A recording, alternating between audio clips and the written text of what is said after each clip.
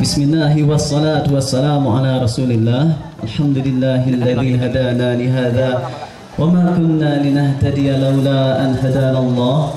Tadi kan udah dijelasin banyak nih. Kayaknya saya nggak usah nerangin tentang diri saya sendiri lagi ya. Cukup ya. Udah aku apa tuh.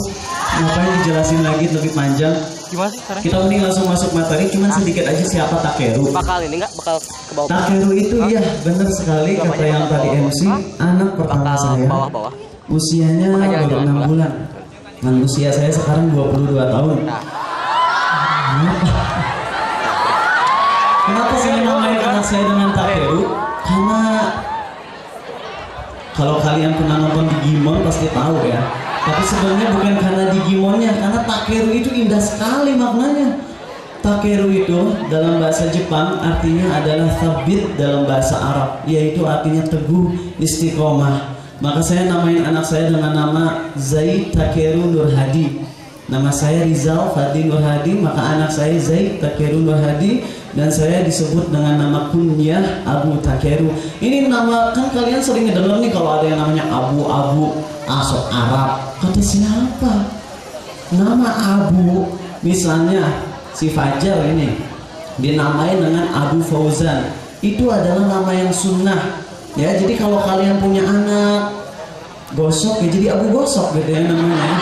Silakan menamakan diri kalian dengan nama kunyah. Ini berpahala insya Allah, bukan sok Arab. Oke, kita langsung masuk materi. Tapi sebelum masuk materi, ingin sedikit ngasih tahu dulu nih.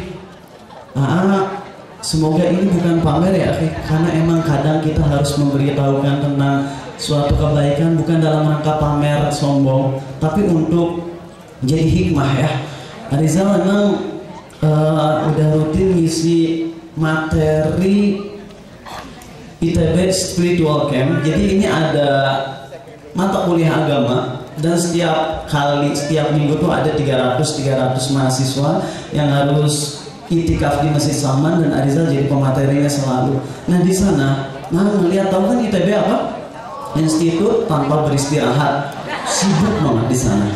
Nah suatu saat waktu belum nikah, ini ada salah seorang dari anak FTTM yang perminyakan. Dia sibuk banget. Dia lebih tua dari Arizal. Dan kemudian ajak dia ke rumah. Tidur malam, dia ngerjain tugas. Subhanallah. Sempat bangun jam 1, dia masih ngerjain tugas. Jam 3, dia baru tutup laptop dan baru mau tidur. Saya bilang ke dia, "Akhi, kamu sibuk banget." Kata dia, "Apa? Ini mah masih beruntung karena biasanya kami nggak tidur." Aduh subhanallah. Ini anak ITB kalau lagi sibuk, wah luar biasa banget, waktunya digunakan buat belajar. Tapi apa yang terjadi ketika liburan? Nih anak-anak ITB baru selesai UAS, bentar lagi liburan, mereka curhat, dulu waktu sibuk ingin ikut mentor, ingin ikut kajian, ingin ngaji. Tapi giliran udah libur, saya malah ngeluangin waktu saya buat main Plants vs Zombie. Sedap amat ya. Banyak waktu yang sia-sia. Nah, saya senang sekali dengan pemuda di sini. Jujur, waktu ngisi materi tabligh akbar di sebuah SMA yang nggak perlu ngasih tahu, di situ ribut banget anaknya. Ya, dan baru bisa diemnya setelah sekitar 20 menit ceramah. Dan sekarang dari awal udah diem. Semoga SMA 12 ini diberkahi Allah ya. Amin insya Allah. Oke. Nah, dan ingat pemuda sekarang, kalian ini rawan sekali. Kalian harus tahu pemuda itu gampang banget diajak kepada kebaikan, dan pemuda juga gampang banget diajak ke keburukan. Nah, karena itu kalian harus punya pembimbing yang benar-benar menjaga banget. Gak aneh kalau orang tua sekarang ngelarang anaknya ikut pengajian ini, ikut pengajian itu, karena memang sudah banyak aliran sesat. ISIS, siapa sih anggotanya? Anak muda KB. Gak ada yang udah tua, iya. Kenapa? Karena anak muda itu gampang dicekokin dengan ajaran-ajaran sesat. Oke, tapi sebelumnya ini jangan sampai jadi penyebab kita nggak mau belajar sama sekali. Betul, memang banyak aliran sesat di dunia ini, tapi bukan berarti kita jadi nggak belajar. Ya, sekarang memang anak yang 5 waktu di masjid dibilang kolot, ya. Tapi anak yang sering main Dota, Point Blank dibiarin. Ya. Kalian tahu gak di Amerika ada anak yang pemuda 18 tahun ngebakar bis. Subhanallah. Ngebakar bis. Kemudian ditangkap polisi. Terus ditanya, kenapa kamu ngebakar bis? Jawabannya luar biasa. Karena saya kecanduan main GTA Vice City. Nah, kalian kayaknya pada tahu semua ya. Apa GTA Vice City, San Andreas, Liberty Stories kan, nanti ada GTA 5 juga kan. Apa ini sih? Dan kalau kalian lagi main udah bintang polisinya 6, tinggal pakai cheat leave me alone, bintangnya habis gitu. Apa gitu. Udah khotam kalian. Oke. Nah, akhi, lihat teman Ariza waktu di Australia nih, anak Libanon nih. Anak muslim ngakunya. Apa yang dia lakukan? Kami mau jihad, we're gonna do jihad. Terus mereka naik mobil, kemudian bawa telur berapa lusin, dilemparin ke rumah orang-orang kafir, dan mereka bilang ini jihad.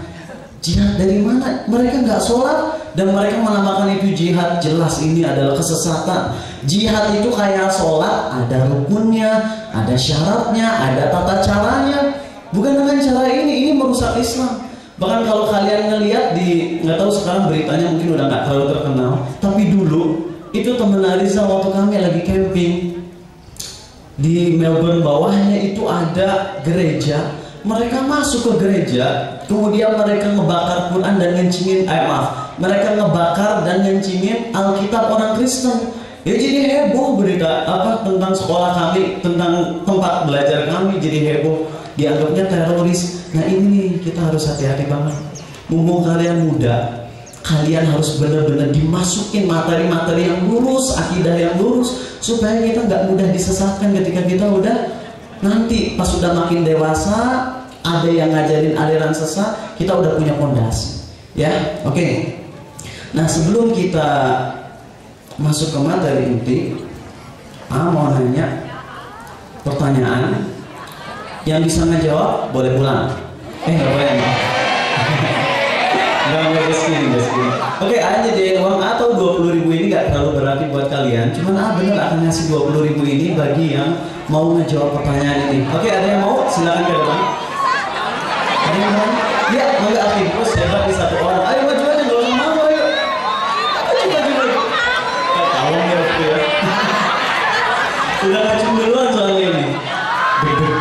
Ayo lari.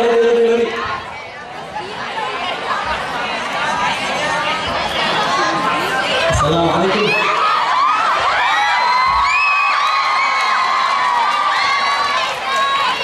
Dek boleh kenalan nggak? Oh boleh. Siapa namanya? Asep? Oh Irfan. Oke Irfan, mau nanya nih. Benar atau salah tetap akan dikasih insya Allah ya. Apa 3 syarat? 3 syarat agar amal ibadah kita diterima oleh Allah. Nanti di-upload di YouTube insya Allah. Apa coba tahu?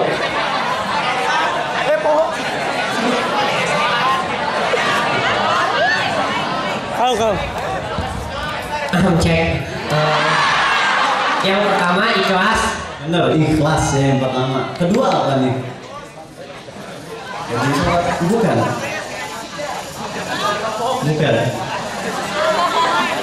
Jawab quick, bukan.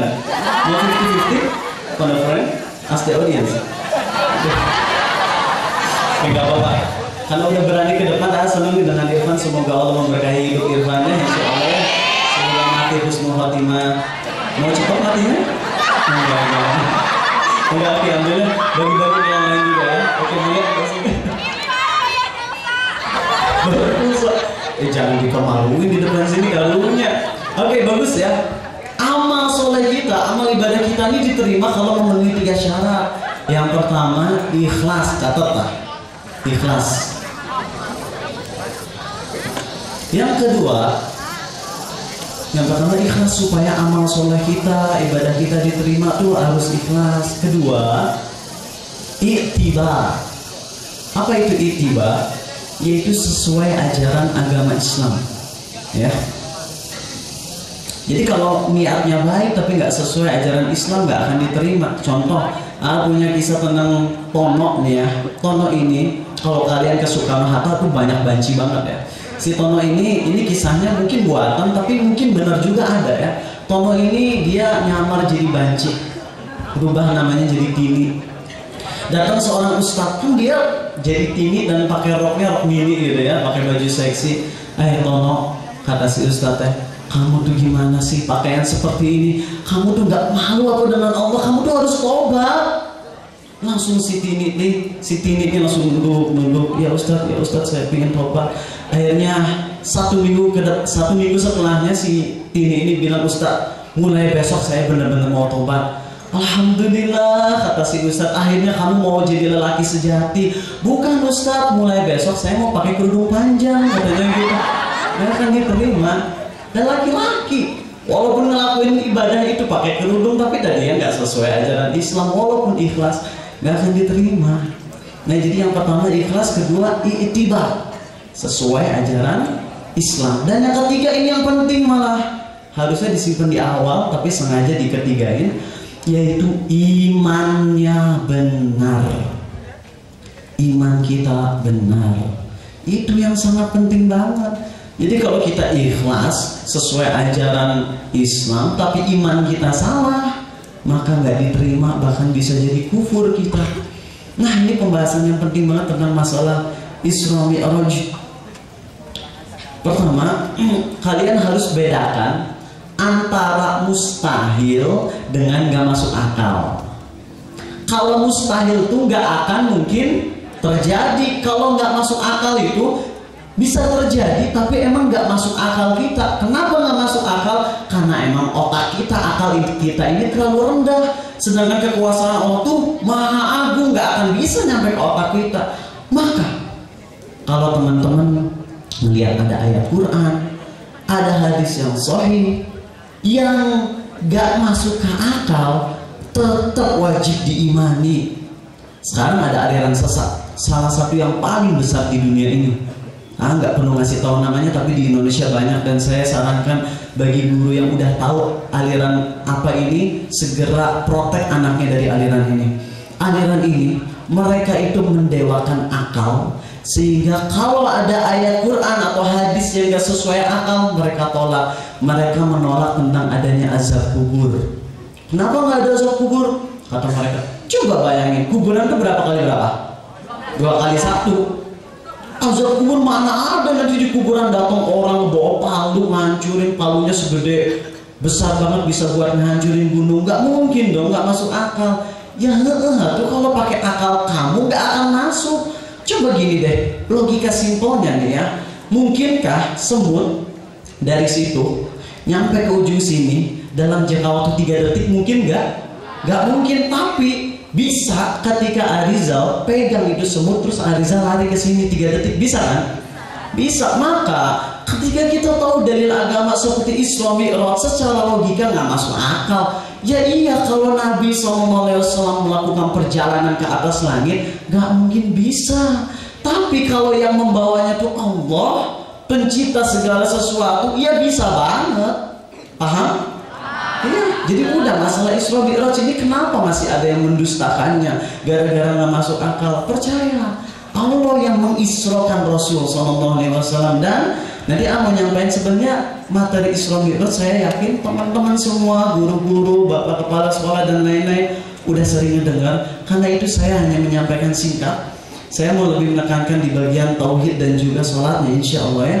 Nah, di sini hadis tentang Isra Mi'raj bakalan kalian temukan banyak hal yang nggak masuk akal, betul. Tapi ingat, nggak masuk akal bukan berarti mustahil. Kalau Allah yang melakukannya bisa.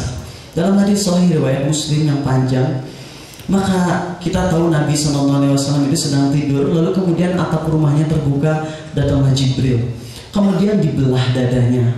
Yang ngebelah bukan orang, yang ngebelah itu Jibril. Jadi ya dibelah juga nggak mati dong. Nabi SAW dibelah dadanya oleh Jibril, gak mati.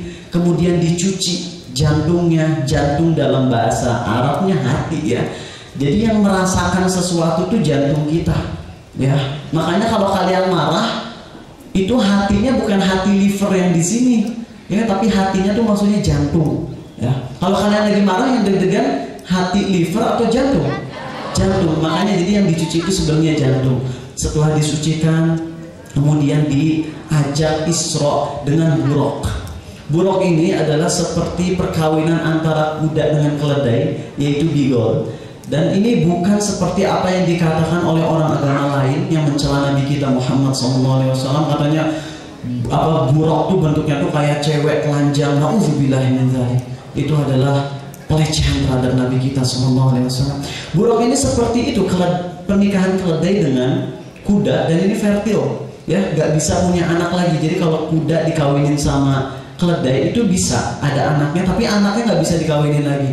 Kalian bisa belajar di hukum Mendel nanti ya, Insya Allah. Risa juga kuliahnya di situ ya, biologi, fisika, matematika semua dipelajarin pakai bahasa Inggris. Oke, lanjut. Kita nanti pas Nabi SAW diajak Isra ke Baitul Maqdis itu secepat kilat di Masjidil Aqsa yang sekarang ada orang-orang Zionis Yahudi kafir. Beliau sholat mengimami seluruh nabi. Ada yang nanya, bukannya nabi udah pada mati? Emang loh, ini kenapa bisa ngimamin? Kan Allah yang menghidupkannya lagi. Gampang. Kita dulunya apa sih? Kita ini cuma air yang kotor yang nyatu sama sel telur, kemudian jadi orang kayak beginian. Padahal dulunya kita nggak ada artinya. Allah berfirman di surah Al-Qiyamah, alam yakunu nutfatan min mani yumna. Bukankah manusia itu dulu cuma air mani yang hina? Terus kita bisa jadi kayak gini coba. Makanya kita percaya sama hadis ini, gak usah mikir pakai logika. Dan logika kita terlalu rendah untuk memahami kekuasaan Allah. Setelah sholat berjamaah diajak ke langit. Di langit pertama minta dibukakan pintu langit pertama, kemudian ketemu sama Nabi Adam. Di langit kedua ketemu sama Nabi Isa dengan sepupunya Nabi siapa? Yahya. Soalnya jauh. Oke, di langit ketiga ketemu sama Nabi lupa Arizal, keempat lupa, kelima Harun, keenam Musa, ketujuh Ibrahim. Dan di sana kemudian bertemu dengan Allah, dan Allah langsung memfirmankan dua ayat terakhir surah Al-Baqarah, dari amanar rasulu bima unzila ilaihi mir rabbihi wal mu'minun sampai akhir ayat Al-Baqarah, dan juga mewajibkan sholat yang asalnya 50. Kemudian pergi ke Nabi Musa minta diringankan, akhirnya ujung-ujungnya jadi 5. Dan itulah 5 sholat yang wajib kita lakukan sampai hari ini. Kita semua imani hal itu, yakin tanpa keraguan sedikit pun. Ulama sepakat kalau ada orang yang tidak percaya dengan Isra Mi'raj ini, dia bisa jadi kufur, bisa keluar dari Islam, karena dia udah mendustakan ayat Allah dan juga mendustakan hadis. Sekali lagi bisa dibedakan antara mustahil dengan gak masuk akal. Bisa. Kalau Isra Mi'raj itu nggak masuk akal apa mustahil? Nggak masuk akal kita. Tapi kalau kita memahami Allah yang berkuasa, ya itu sangat mungkin. Dan emang pasti kita yakini 100%. Itulah tentang Isra Mi'raj yang wajib kita imani. Nah sekarang ada loh, sedikit nih, nyampain tentang Abu Bakar ya, seorang sahabat yang luar biasa, manusia terbaik setelah para nabi dan rasul. Ketika dibawakan kisah Isra Mi'raj langsung beriman tuh Abu Bakar. Ketundukannya terhadap Islam itu luar biasa. Dan ketika orang-orang mendustakan, Abu Bakar mengimaninya. Dan inilah kita seharusnya kayak beliau. Ini mau nyampein beberapa hal yang gak masuk akal oleh orang-orang yang emang gak ngerti ya. Yaitu hadis sahih riwayat Abu Daud, di mana Nabi SAW bersabda, kalau seandainya ada lalat masuk ke salah satu minuman kalian, maka celupkanlah, karena di satu sayap ada obat, di satu sayap ada penyakit. Orang intelek yang nggak mengimani hadis ini bilang, apaan tuh, nggak masuk akal, nggak sesuai ilmu kedokteran, katanya gitu. Baru beberapa tahun ini kakak ipar Arizal tuh angkatan 2011 di SITH maaf ya, SITH ITB 2011. Dia juga udah ikut meneliti, dan betul lalat itu kalau kita masukin ke minuman kita, ada lalat celupin ke dalam. kemudian buang dulu baru diminum, jangan dimakan lalatnya ya. Itu nggak akan menyebabkan kita sakit. Subhanallah, ini Nabi SAW menyampaikan dari 1400 tahun yang lalu. Dari mana beliau tahu kalau bukan dari Allah? Kemudian juga di surat Al-An'am Allah berfirman, فَمَنْ يُرِدِ اللَّهُ أَنْ يَهْدِيَهُ يَشْرَحْ صَدْرَهُ لِلْإِسْلَامِ وَمَنْ يُرِدْ أَنْ يُضِلَّهُ يَجْعَلْ صَدْرَهُ ضَيِّقًا حَرَجًا كَأَنَّمَا يَصَّعَّدُ فِي السَّمَاءِ. Barang siapa yang oleh Allah diberi hidayah, hatinya itu luas. Dan barang siapa yang oleh Allah dibiarkan sesat, maka dia itu seakan-akan pergi menuju langit sehingga dadanya merasa sempit. Coba secara fisika, kalau kita makin tinggi ke langit, tekanan udara makin rendah atau makin tinggi? Makin rendah, makin susah napas kan? Di zaman Nabi SAW itu belum ada orang yang pernah naik ke langit selain mukjizat Nabi SAW. Dari mana beliau tahu kalau makin ke langit itu makin sempit hati? Kalau bukan dari Allah. Karena itu Al-Quran itu pasti sesuai dengan sains. Harus dibalik, sains belum tentu sesuai dengan Quran, tapi Quran pasti sesuai dengan sains yang fakta ya. Tapi kalau ada ilmu sains yang masih berupa teori, kalau teori pasti benar nggak? Belum pasti. Kalau baru teori jangan dicocokin dengan ayat Quran. Karena kalau bertentangan nanti orang yang nggak ngerti malah nyalain Qurannya, salah. Kalau teori mah masih bisa benar, masih bisa salah. Maka sesuatu yang udah jadi fakta secara sains, maka di Islam pasti benar. Secara Quran, hadis pasti benar.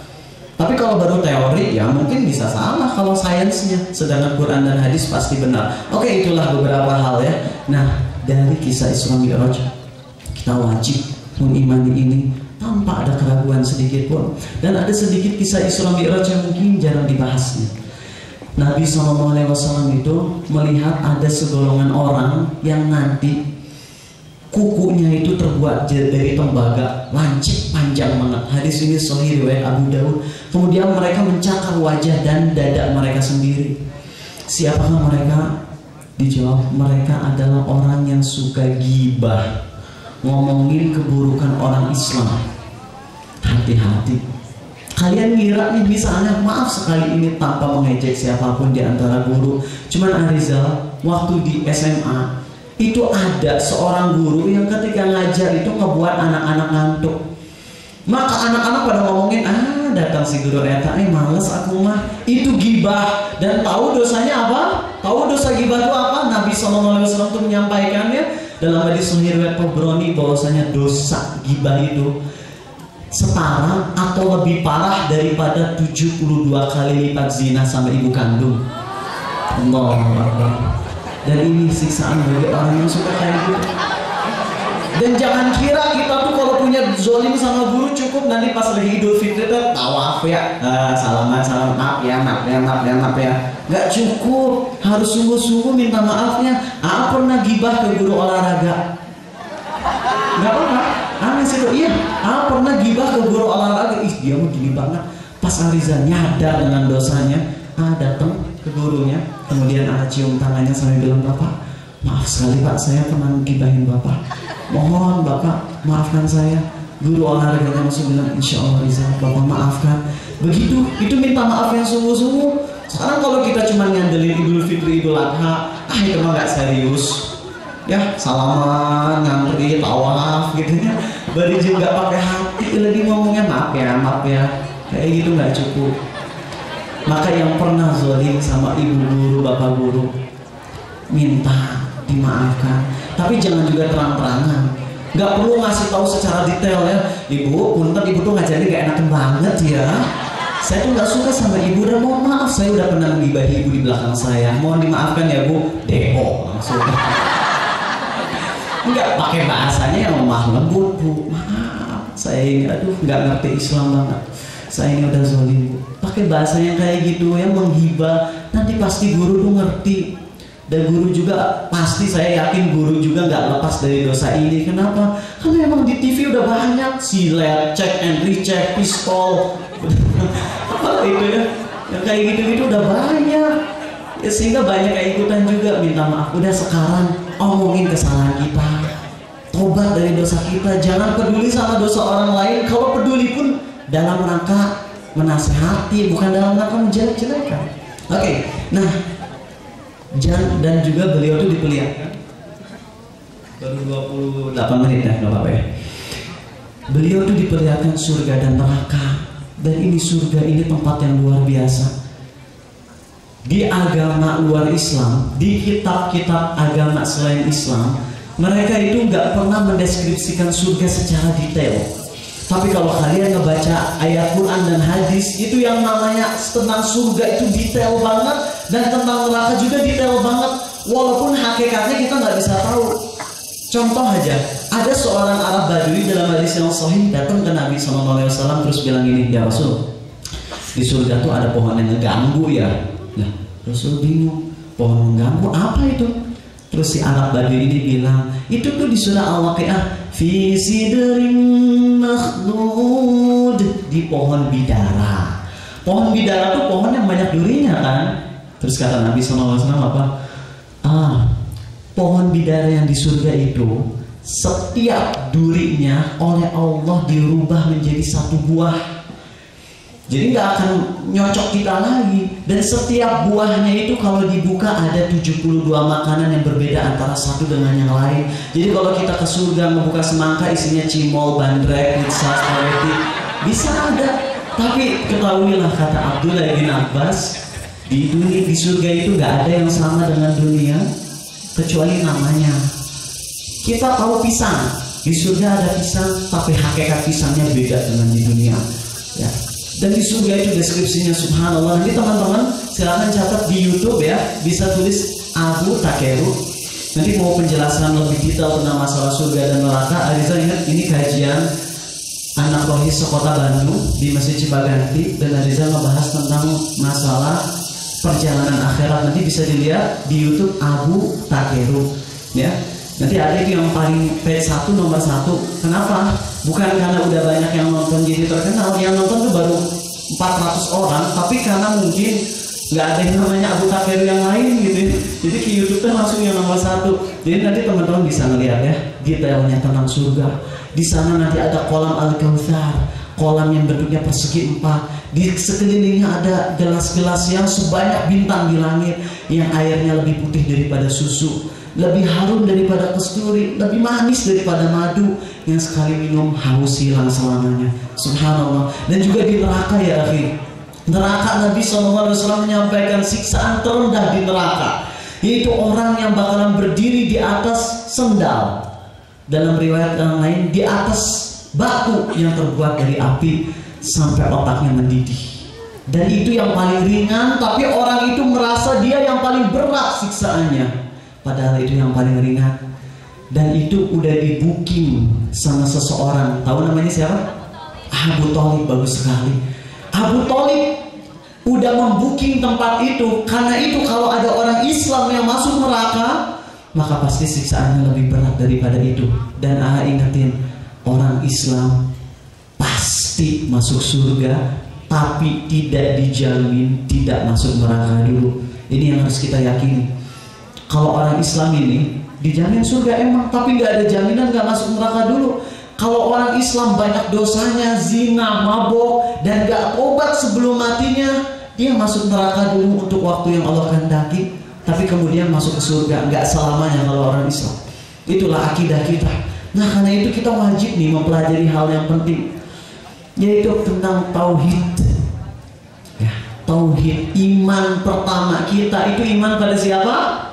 Allah. Dan itu berarti tauhid, mengesahkan Allah dan tidak mempersekutukannya, tidak berbuat syirik. Syiriknya sanes syirik Sundanya, syirik Sunda mah mana mah syirik ka urang gitu nya, artinya teh apa? Iri. Ya, ini keliru. Karena syirik yang dimaksud dalam istilah kita itu adalah menyembah selain Allah atau mempersekutukan Allah dengan cara-cara yang banyak yang nanti Ariza akan bahas. Panitia nanti kalau udah waktu mepet langsung kasih kertas aja, 10 menit lagi gitu misalnya ya, biar nanti nggak kelamaan, oke? Kasihan kalian ya. Oke, nggak apa-apa, biar nggak belajar kan? Tahuan dulu. Oke, kalau kita lanjut ya. Maka yang paling pertama dari poin keimanan tentang Isra Mi'raj juga itu pelajaran yang paling berharganya adalah kita mengimani Allah dan kita mentauhidkannya dan menjauhi kesyirikan. Kalian pernah dengar nggak fitnah itu lebih besar daripada pembunuhan? Pernah? Ini keliru. Tuh, masa sih? Iya. Fitnah di dalam surah Al-Baqarah disebutkan wal fitnatu asyaddu minal qatl wal fitnatu akbaru minal qatl. Fitnah itu lebih besar daripada dosa pembunuhan. Fitnahnya tapi bukan fitnah definisi bahasa Sunda. Misalnya, mereka siapa yang baru kesini? Irfan ya. Irfan teh pagi tadi, misalnya di rumah Arizal, dia nginep malamnya, kemudian berangkat ke sekolah, nggak makan dulu, langsung aja berangkat. Arizal teh bilang, tahu nggak si Irfan tadi ngabisin sarapan saya, dia nggak bagi-bagi. Itu fitnah kan? Fitnahnya fitnah apa tuh bahasa Sunda? Itu mah fitnah, ini mah dosanya jauh di bawah ngebunuh. Jadi fitnah yang dimaksud di Quran yang lebih besar daripada dosa membunuh itu apa? Maksud fitnah yang di Quran adalah, kata para ulama salah satunya Ibnu Katsir dalam tafsirnya, maksud fitnah adalah kekafiran, ajaran sesat dan kesyirikan. Itulah fitnah yang dosanya melebihi dosa membunuh. Ya, tapi tetap dosa besar ya, fitnah nuduh tetap dosa besar, tapi yang lebih besar dari ngebunuh mah fitnahnya fitnah definisi fitnah yang kafir ya, fitnah. Oke, bagus. Nah sekarang Arizal mau ngasih tahu beberapa hal yang bisa membuat kita ini kafir, bisa membuat kita keluar dari Islam, membuat iman kita hancur. Pertama, di sebuah SMA yang nggak perlu Arizal kasih tahu, Arizal dulu jadi Most Guardian, bukan Gate Guardian ya. Kalau Gate Guardian itu Yu-Gi-Oh, ATM-nya 3750 gitu. Oke. Jadi Most Guardian itu ada bazar, salah satu bazar terbesar di Bandung, subhanallah. Dan di sana pas Arizal jadi Most Guardian, ngeliatnya banyak ya cewek-cewek yang pakaiannya subhanallah. Tapi Arizal jujur aja di dalam hati ini masih ada perasaan ya Allah subhanallah. Senang mereka itu walaupun dari pakaian tuh belum menutup aurat, tapi mereka nggak ninggalin sholat. Itu yang Arizal kagumi banget. Karena sejujurnya akhi perlu diketahui, meninggalkan sholat sekali seumur hidup dosanya melebihi dosa membunuh dan berzina. Ya, karena Nabi SAW bersabda dalam hadis sahih, Pak Guru pasti udah tahu ya, Pak Guru agama kita di sekolah ini pasti udah tahu semua hadis ini. Yang membedakan antara iman dan kekafiran adalah sholat. Karena itu dosa meninggalkan sholat itu melebihi dosa membunuh. Nah, senang ketika melihat ini para wanita-wanita, bukan senang melihat auratnya ya, jangan salah paham ya. Cuman senang mereka itu masih menjaga sholat gitu. Cuman subhanallah, apa dosa yang sangat besar yang dilakukan mereka? Mereka nyewa pawang hujan. Arizal di ITB 2 minggu yang lalu ngasih materi dengan judul 72-1 menjelaskan tentang masalah pawang hujan dengan detail, bagaimana mereka ini seakan-akan tahu kapan turunnya hujan, kapan nggak turun hujan. Mereka jujur penipu besar. Nanti kalau udah di-upload mudah-mudahan teman-teman bisa nonton itu ya. Udah keywordnya Abu Takeru, nanti semua judul ada, nanti bisa dipilih. Itu pawang hujan itu pembohong ya. Mereka kerjasama dengan jin dan bohong. Ketika di suatu universitas, nggak mau nyebutin karena kalau ini nyampe internet nanti Arizal bakalan banyak diomong-omongin. Jadi mending nggak usah dikasih tahu universitasnya apa ya. Ketika itu ada sebuah acara yang sangat besar, nyewa pawang hujan sampai 10. Apa yang terjadi? Tetap hujan. Makanya jangan percaya sama begituan. Ya, itu kufur. Dan juga percaya ramalan bintang, ini bahaya banget. Dan Nabi SAW bersabda dalam hadis sahih riwayat Ahmad, barang siapa mendatangi dukun kemudian bertanya lalu percaya, maka dia telah kafir terhadap apa yang diturunkan kepada Muhammad SAW. Nah gimana kalau hukumnya kita datang ke dukun, nanya tapi nggak percaya? Tetap haram. Nabi SAW bersabda, barang siapa datang ke dukun kemudian bertanya, sholatnya 40 hari nggak diterima. Sahih Bukhari. Artinya mau nanya percaya, mau nanya nggak percaya, sama-sama syirik. Kalau nanya nggak percaya, syiriknya syirik kecil, tapi tetap syirik kecil tuh dosanya melebihi membunuh. Kalau nanya dan percaya, jadinya kufur, syirik akbar. Sama hukumnya kita ketika baca ramalan bintang, yang Virgo pantasnya jadi penyanyi, yang Taurus pantasnya ngaman sapi, misalnya kayak gitu. Sama, kita baca nggak percaya 40 hari nggak diterima sholatnya. Kita baca dan percaya jadi kufur. Tapi teman-teman dengar baik-baik, ini poin terpenting. Kalau bisa semuanya huruf kapital di catatan kalian ya. Tidak boleh memvonis orang Islam sebagai kafir, syirik, bid'ah, kafir, syirik, bid'ah, gak boleh. Kenapa? Kan baca ramalan bintang syirik. Emang itu syirik. Tapi kalau ada teman kita yang baca ramalan bintang, gak bisa langsung kita bilang murtad, syirik, kafir, murtad. Gak boleh. Kenapa? Karena boleh jadi belum ngerti. Kalau belum ngerti, tugas kita ngapain? Ngasih tahu, suruh tobat, bukan memvonis murtad. Hati-hati, ini bahaya. Sebuah aliran sesat yang gampang banget memvonis, si dia mau udah murtad, dia mau udah kafir.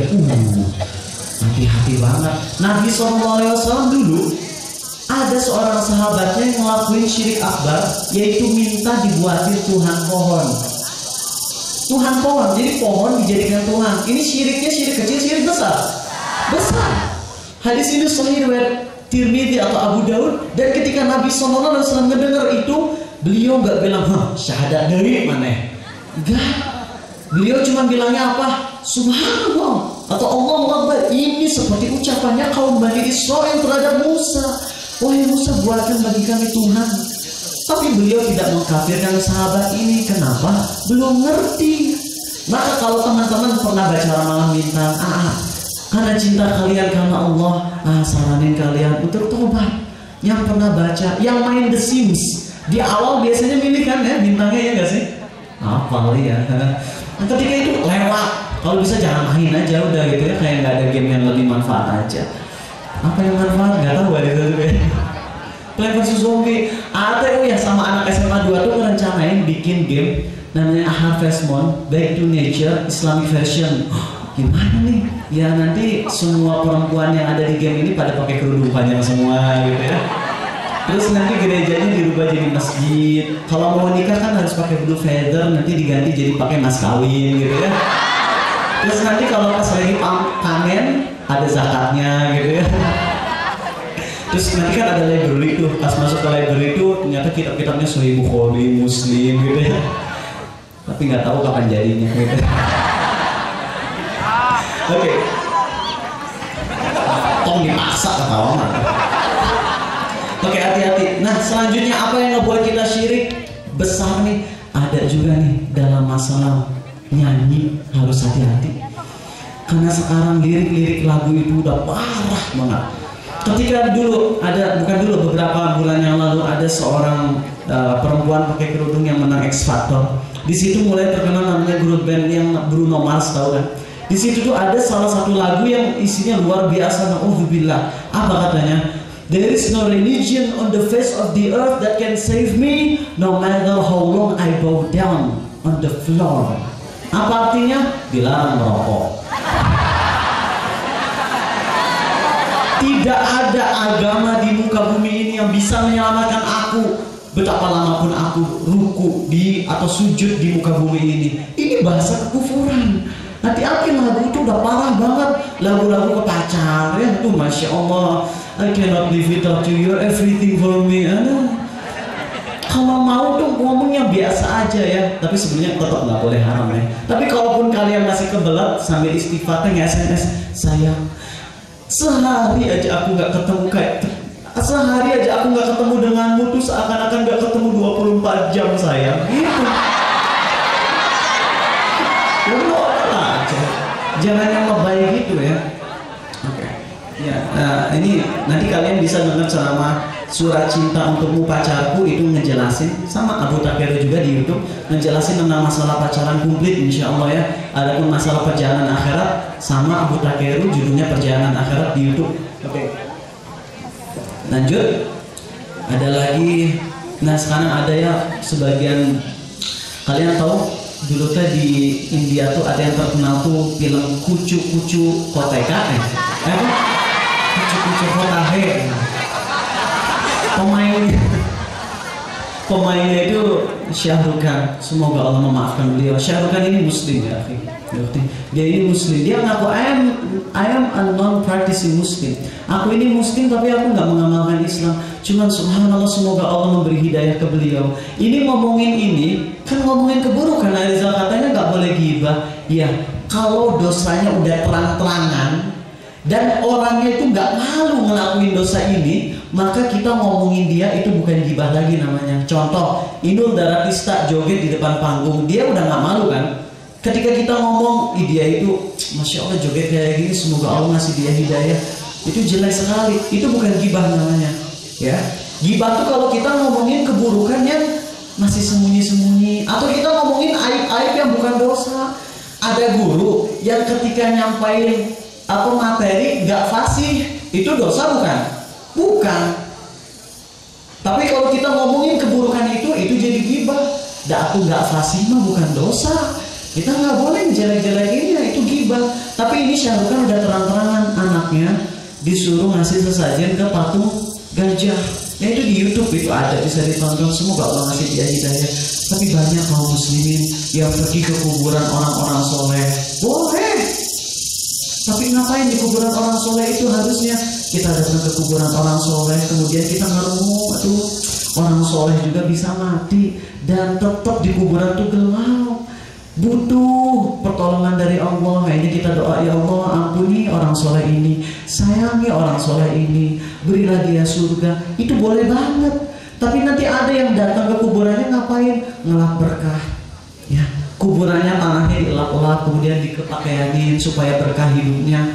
Ketika ada seorang presiden di sebuah negara datang ke sebuah kota, itu terus dia cuci kaki, itu air bekas cuciannya dielap-elap ke masyarakatnya. Subhanallah, ini bahaya ini kesyirikan. Tapi tetap nggak boleh memvonis mereka tuh syirik murtad, enggak gitu yang nggak boleh ya. Mereka belum paham.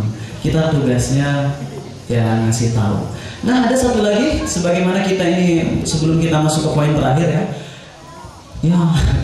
syirik ini, ajaran Islam ini, kita sebagaimana kita ingin punya iman yang benar, kita wajib menjauhi aliran sesat. Dan sekarang ada aliran sesat yang sangat ngetren di kalangan pemuda, pasti udah tahu semuanya. Aliran ini ngakunya Islam tapi ajarannya masya Allah parah sekali.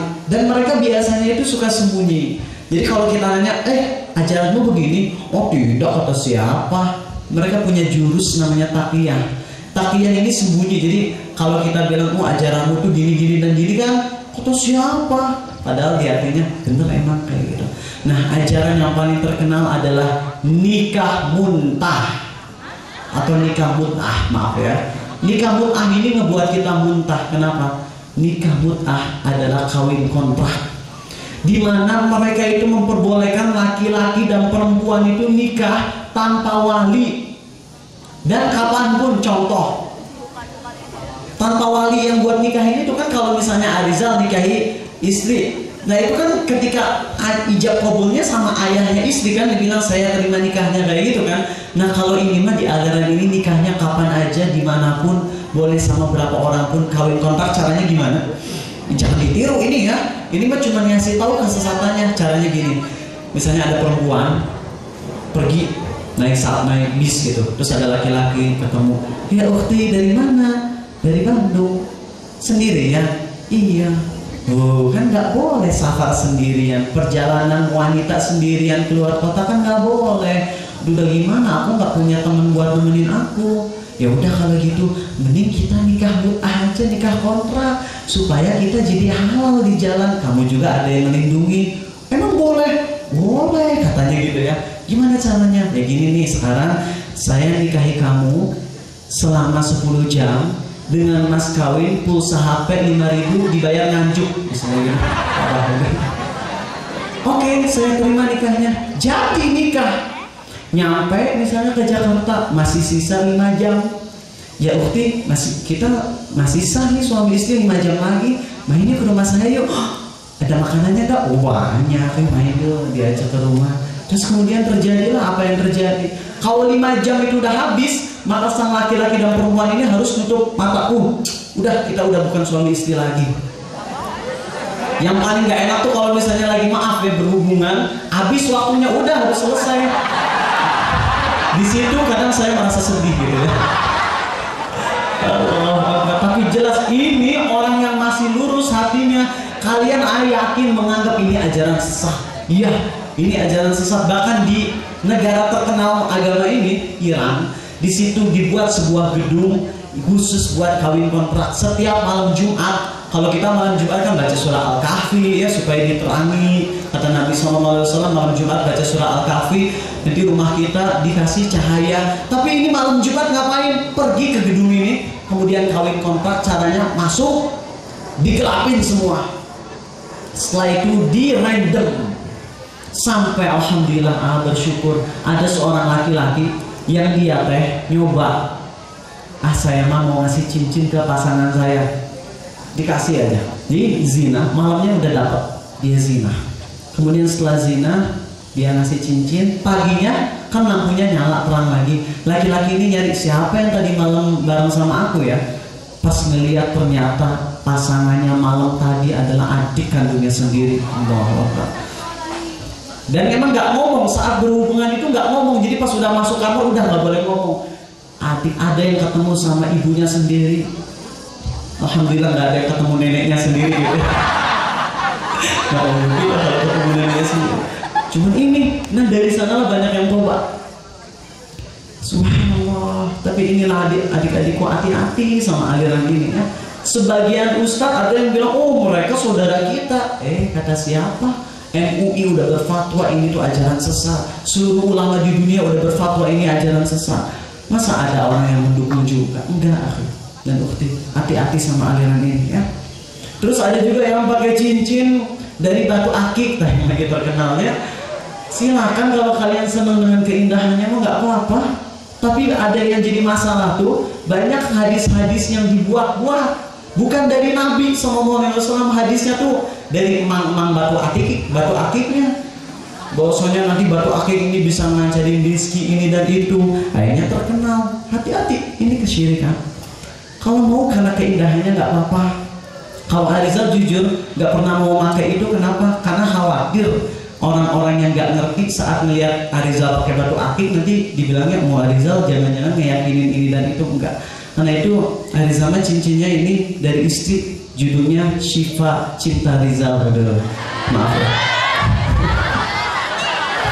Jujur loh, indah banget ketika dikasih hadiah sama istri. Ini bukan dari emas, kalau dari emas haramnya. Nah jadi kenapa jadi kesini? Jangan, udah lanjut aja. Oke, itulah bagian dari tauhid. Hati-hati dengan pembatal keislaman kita. Dan sekarang materi terakhir yaitu tentang kisah Arizal dengan geng Briges. Di sini berharap sekali nggak ada yang ikut sama geng Briges dan ya. Ini kisah nyata, akhi.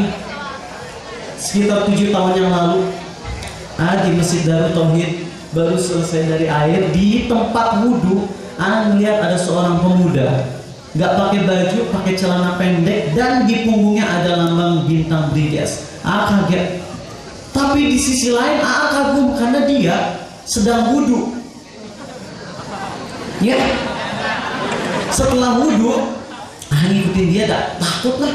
Kalian pernah dengar nggak di SCTV Andik Wahyu Hermawan, anak udara apa sih namanya, kampus yang itu angkatan udara kalau nggak salah, itu ditusuk kan? Itu siapanya Arizal, itu teman sebangku waktu di SMA, itu ditusuk, mati di umur 21 tahun, subhanallah. Dan Arizal ya takut, ketemu sama geng Briges ini kisahnya emang sebelum teman Arizal dibunuh ya, cuman ini lihat lah geng Briges ini. Dia sholat asar, Arizal nemenin dari belakang ngeliatin, tidak takut, mau ngomong takut. Cuma ada yang aneh, kenapa ini dia udah pakai baju sholat kalem banget. Coba zaman sekarang kalau kalian sholat duhur gimana sih? Bacaannya cepet kan karena nggak dikerasnya.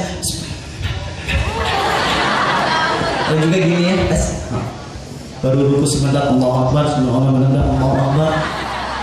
Tapi lihat di Briges ini sholatnya pelan.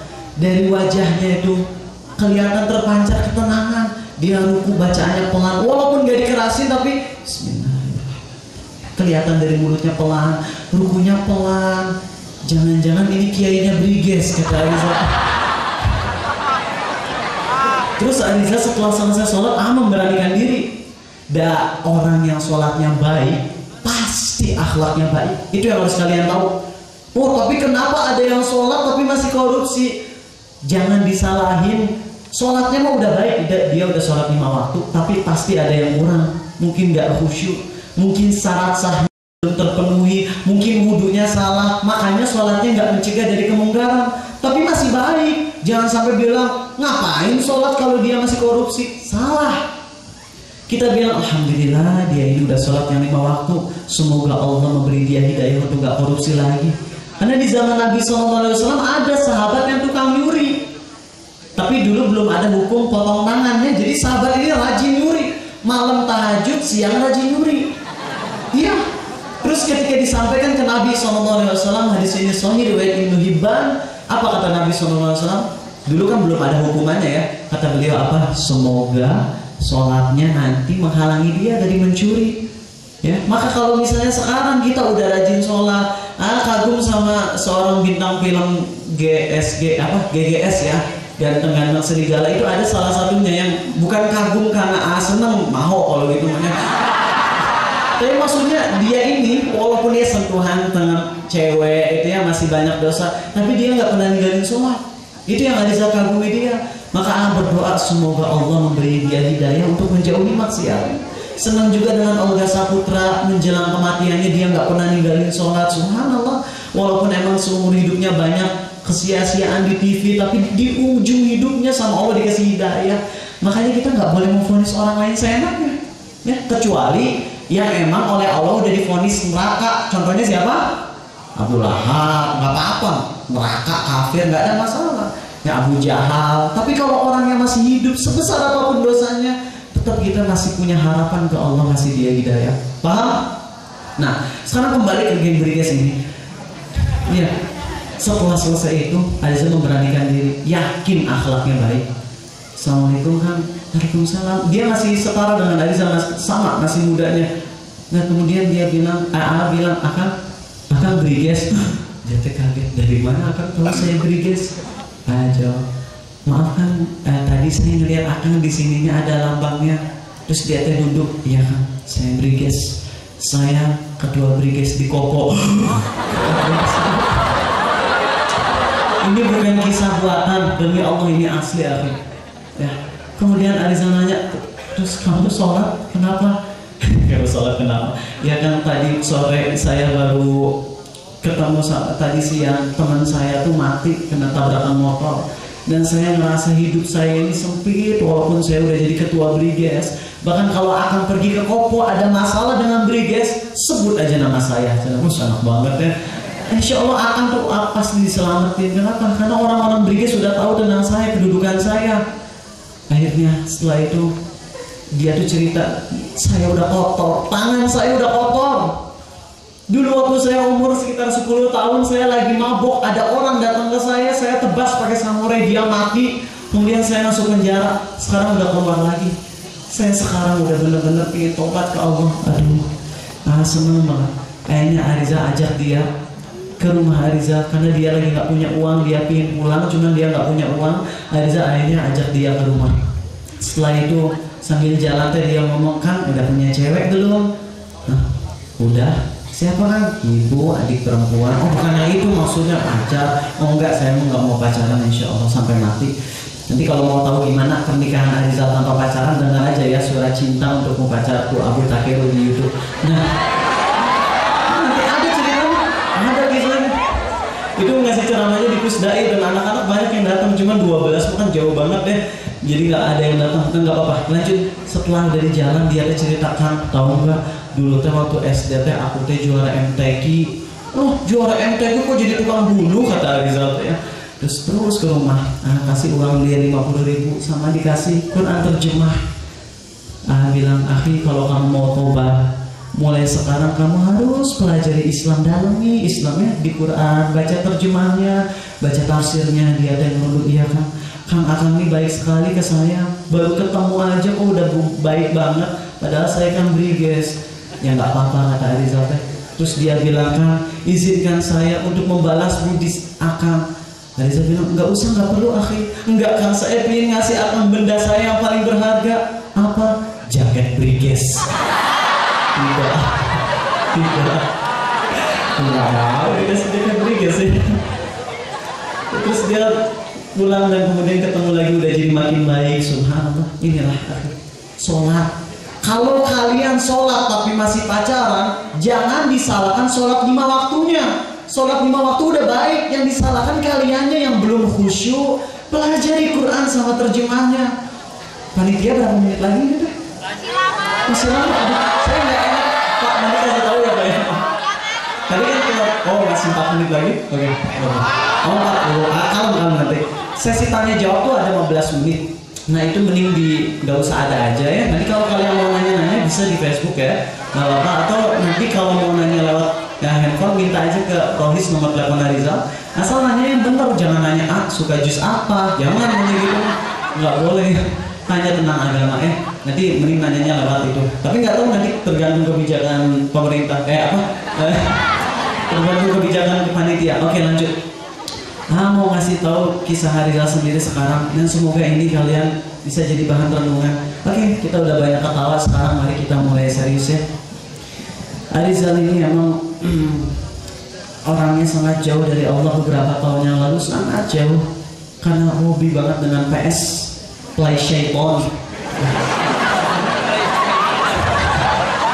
Cenah serius gini ketawa deh. Arizal hobi main PS dan bapak itu sibuk banget. Mohon maaf, ini cerita ini nggak peduli, ini bukan, jujur aja walaupun pamer ini nggak peduli kalian muji atau enggak ya, karena ini mau untuk menguak hikmah, bukan untuk pamernya. Ayah profesor matematik, mama psikolog, sibuk. Dan Arizal ini emang ya kurang perhatian. Mama nyewain guru ustaz buat jadi pengajar, tapi dari gimana atuh, Arizalnya udah bandel banget di usia belasan tahun tuh. Kayaknya ditakdirkan kami ke Australia. Nah, di sanalah mulai Arizal ingat pas bulan pertama di Australia, ada main Tekken 3 kan kalah wae. Jadi dihancurin PS cek hancur, frustasi. Tapi 1 bulan kemudian akhirnya Arizal hijrah dari PS1 ke PS2 gitu. Hijrah yang salah ini wae. Terus apa yang terjadi setelah itu, Arizal ingat aja pas masuk ke tempat kuliah, ke tempat belajar, di situ ketemu dengan guru-guru yang luar biasa, baik banget ngajarin Arizal Islam dengan sabar. Salah satunya Umar Zouk. Kalau Umar Zouk ini dia nggak ngajar secara formal, tapi ngajarnya di masjid.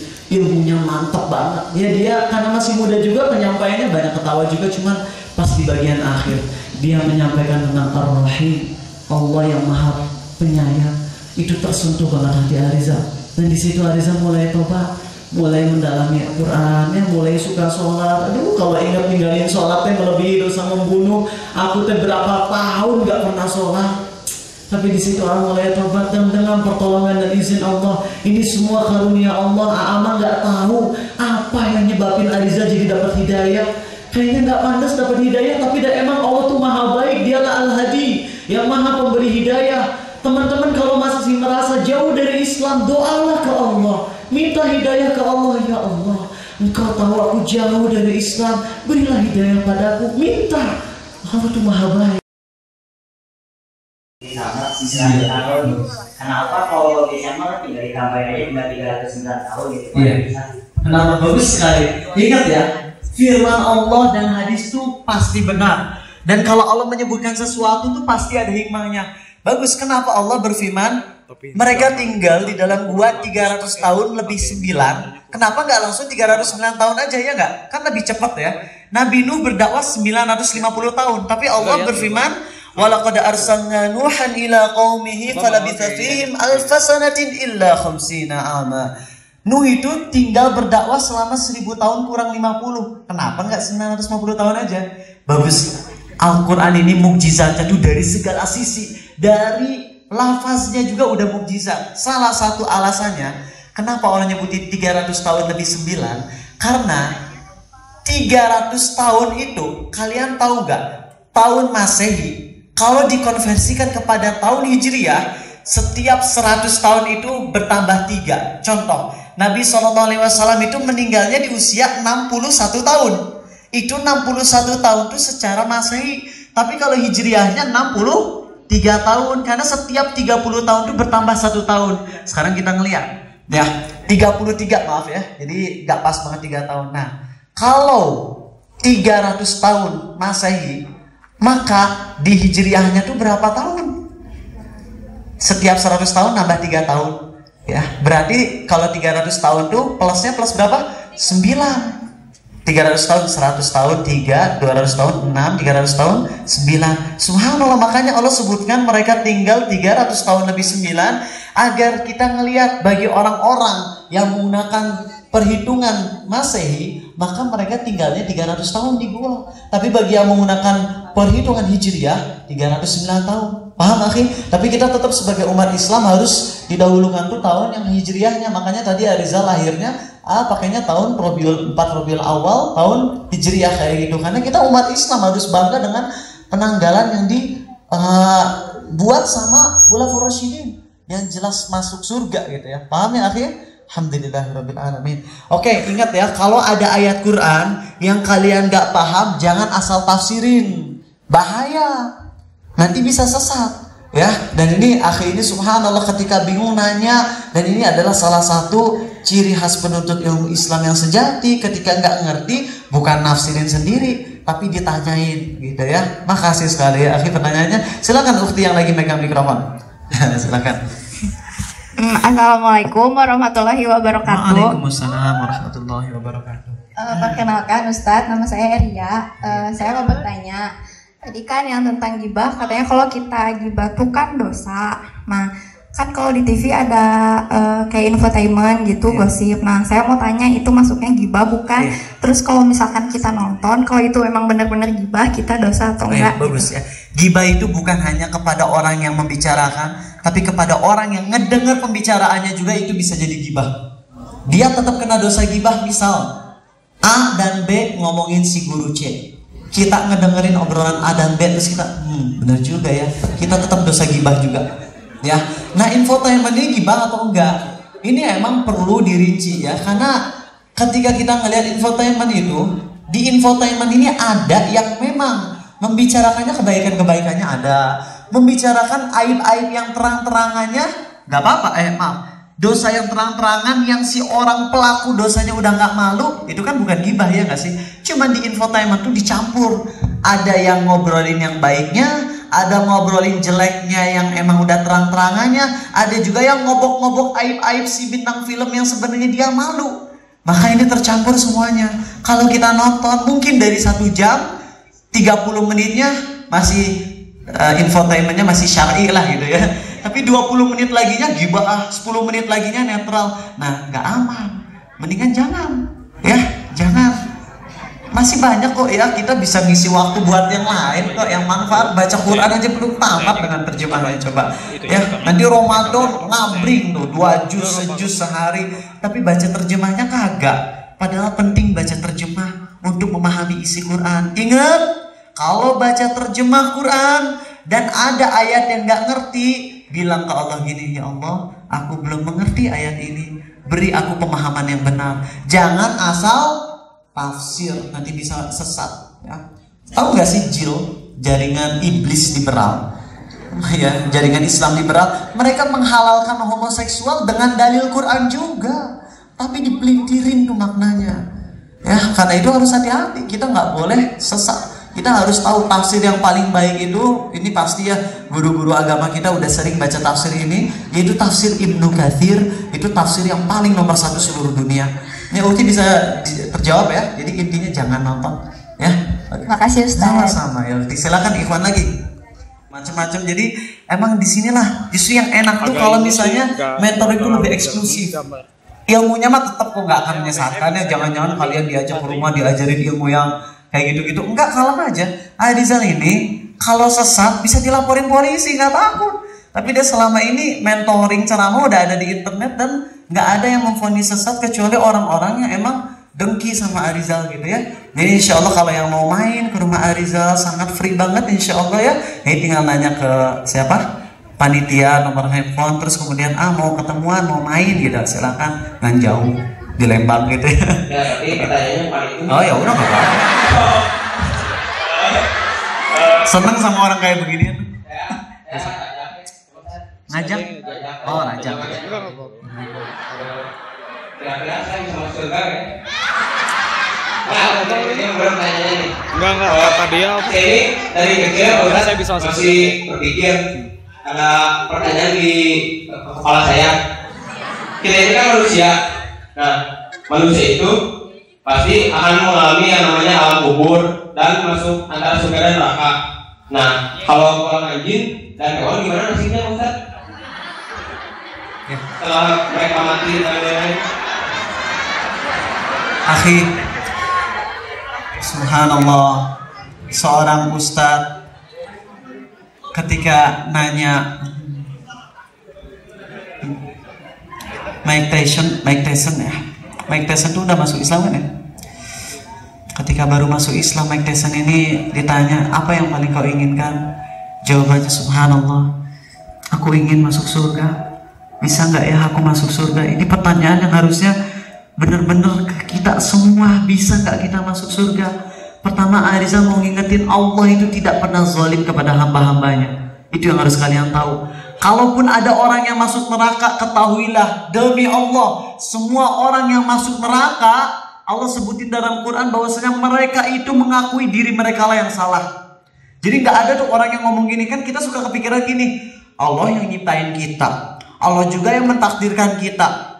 Terus kalau kita masuk neraka ya Allah yang salah dong. Hati-hati dengan pertanyaan ini. Ini pertanyaan dari Jill. Ketahuilah demi Allah, semua orang yang masuk neraka tidak ada seorang pun di antara mereka yang menyalahkan Allah. Mereka tahu mereka masuk neraka karena kesalahan diri mereka sendiri. Sehingga jangan bilang Allah memasukkan neraka karena Allah kejam. Tidak, Allah maha adil. Perlu dicamkan itu di hati kita baik-baik ya. Jangan kepikiran Allah tuh zalim. Enggak. Setiap orang yang masuk neraka mengakui diri mereka lah yang salah.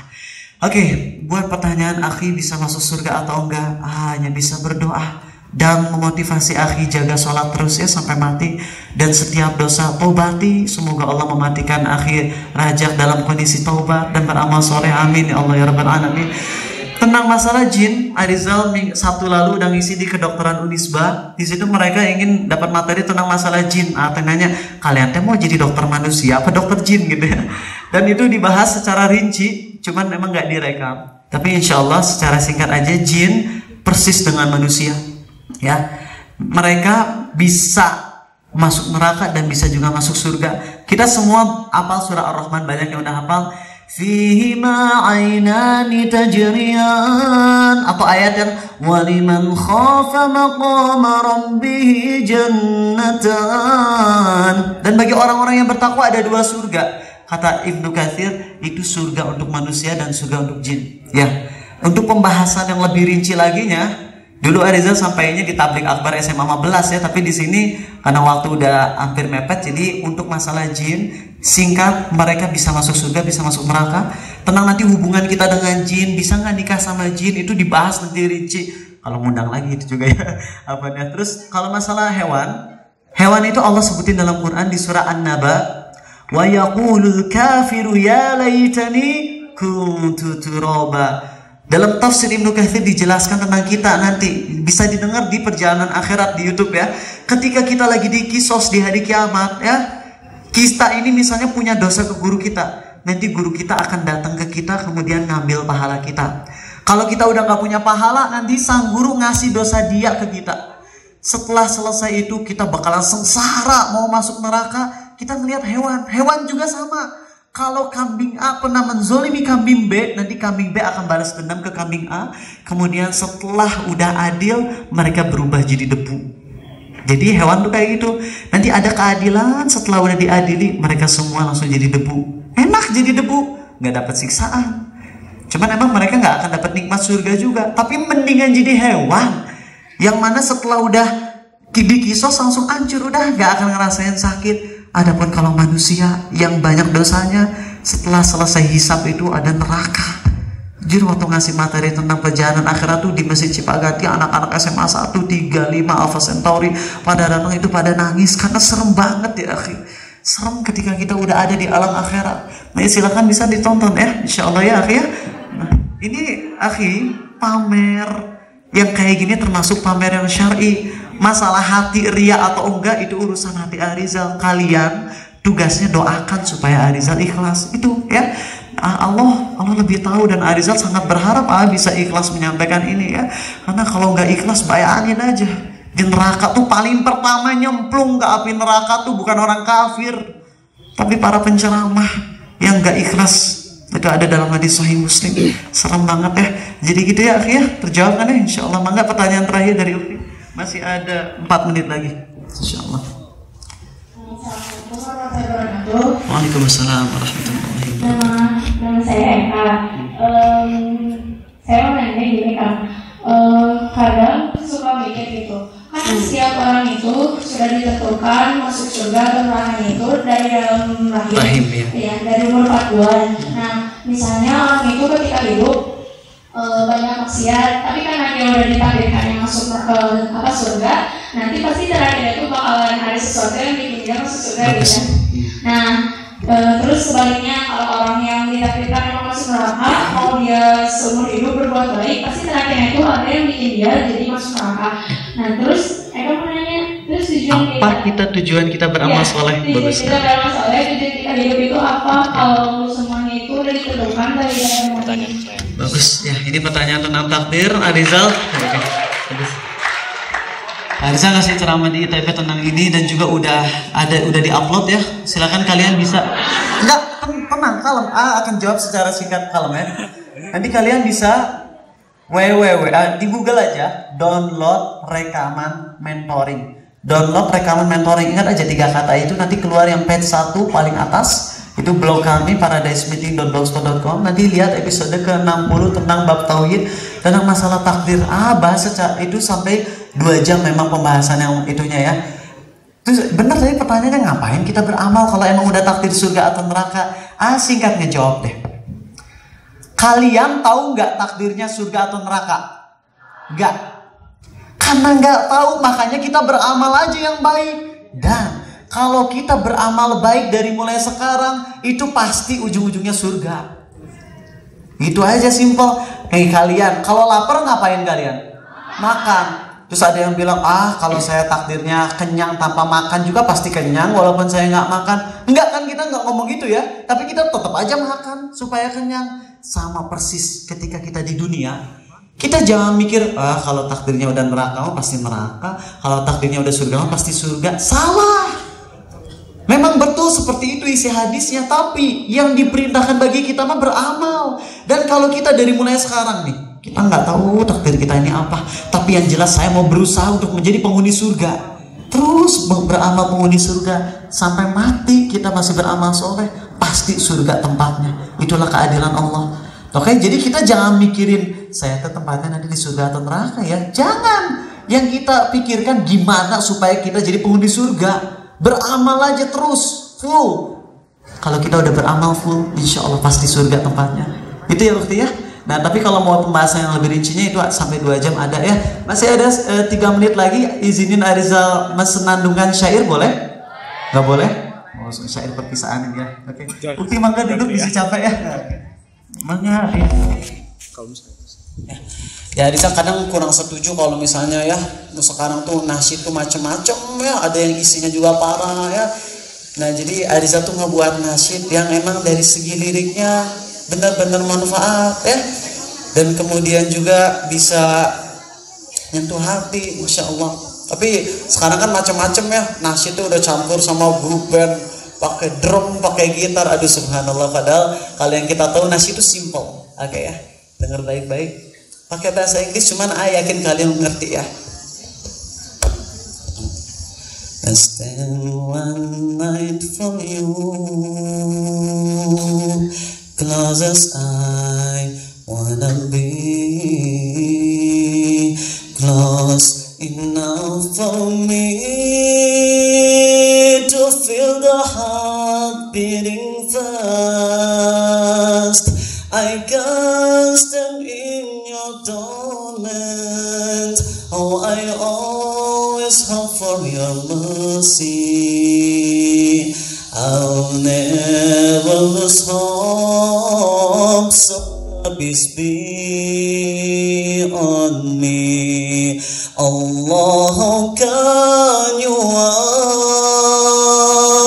toward your sinful slave,